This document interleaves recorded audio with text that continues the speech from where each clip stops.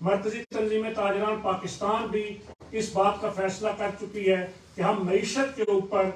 ملک بھر کے تمام سٹیک ہولڈرز کو اکٹھا کرنے اور ایک پلیٹ فارم پر بٹھانے جا رہے ہیں. ہم اس کوشش کی طرف جا رہے ہیں کہ تمام سیاسی جماعتیں جو ایک دوسرے سے بات کرنے کی روادار نہیں ہیں ان کو ایک بیس پر بٹھایا جائے اور ایک ایسا چارٹر آف اکانومی اس ملک کے لیے اس پر ان سب کو متفق کیا جائے کہ جس چارٹر آف اکانومی پر عمل درآمد کے نتیجے کے اندر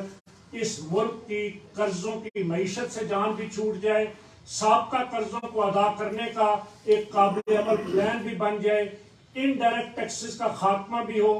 ڈائریکٹ ٹیکسز کی شرح کو منصفانہ کرتے ہوئے پاکستان کی معیشت کو اپنے قدموں پر کھڑا کیا جا سکے. اس کام کے لیے ہم یہ چاہتے ہیں کہ پاکستان کا میڈیا اور پاکستان کی قوم تاجروں کی پشت پر کھڑی ہو تاکہ ہم معیشت کو اس بحران سے نکال سکیں. اس لیے کہ اس وقت تجارت نہیں چل رہی, یہی حالات رہے تو انڈسٹریاں بند ہو رہی ہیں, تاجروں کے لیے اپنی دکانوں کے اخراجات پورے کرنا مشکل ہو چکا ہے. اوپر سے ظلم یہ کہ ایف بی آر کے چھاپے, ایف بی آر کی پوائنٹ آف سیل کے نام پر کارروائیاں, ایف بی آر کے دکانوں کو سیل کرنا, جرمانے کرنے کا ایک سلسلہ جاری ہے, لیکن اس پر بھی کوئی حکومت نام کی ہمیں چیز نظر نہیں آتی کہ کس سے بات کی جائے اور کون ان مسائل کو حل کرے گا. ہم نے پہلے بھی ان ساری چیزوں کو مسترد کیا تھا, چاہے وہ فرنیچر کے اوپر, چاہے جیولرز کے اوپر, چاہے پاکستان کی دکانوں کے اوپر یہ پوائنٹ آف سیل کے نام پر ایک نئی بلیک میلنگ کا تماشا شروع کرنے کا سلسلہ. ہم نے یہ واضح کیا تھا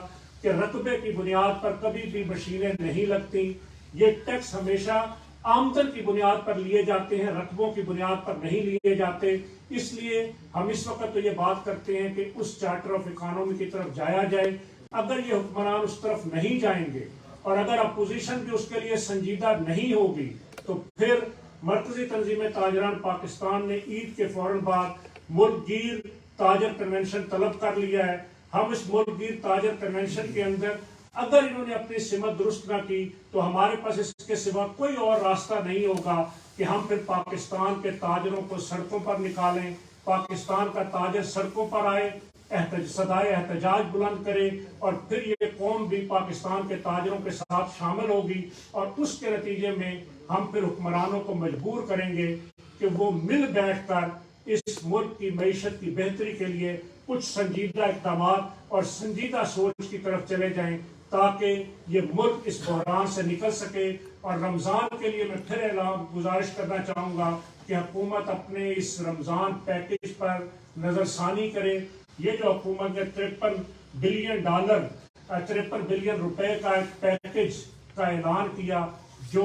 اس وقت لوٹ کھسوٹ کی نظر ہو رہا ہے اور جس کے نتیجے میں لوگ مر رہے ہیں لیکن ریلیف نہیں مل رہا, اس کے لیے بھی کوئی ایسے قابل عمل طریقہ بنایا جائے جس کی طرف میں نے پہلے بھی نشاندہی کی. اور ہم یہ مطالبہ بھی کرنا چاہتے ہیں کہ یہ جو اشیاء خورد و نوش ہیں,